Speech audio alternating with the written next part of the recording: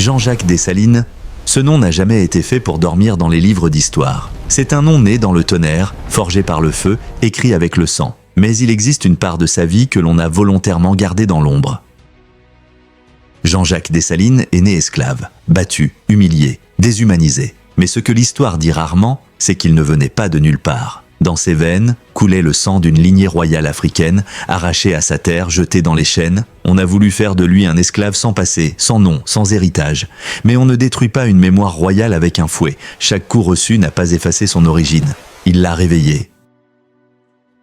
Dans le silence, Dessalines observait, il apprenait, il mémorisait. Quand il entre en guerre aux côtés de Toussaint Louverture, ce n'est pas pour la gloire, ni pour un nom. C'est pour une seule chose, vivre libre ou mourir. Il comprend alors une vérité brutale. La liberté ne se demande pas, elle s'arrache. En avant pour la liberté!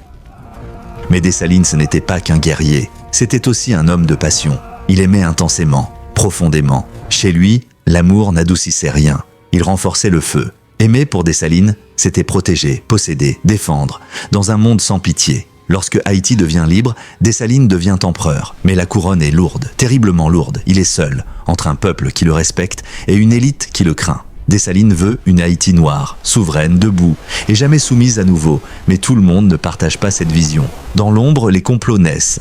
Des frères deviennent des ennemis, des paroles douces cachent des lames. La menace ne vient pas de l'extérieur, elle vient de l'intérieur. Le 17 octobre 1806, Pont-Rouge. Jean-Jacques Dessalines tombe dans un piège, il est abattu, le libérateur de la première nation noire, libre, meurt trahi, non pas parce qu'il était faible, mais parce qu'il restait trop dangereux. Même après la victoire, Dessalines n'était pas un saint. Mais il était nécessaire. Et peut-être que le vrai drame d'Haïti commence le jour où elle a perdu l'homme qui refusait catégoriquement de la voir redevenir esclave.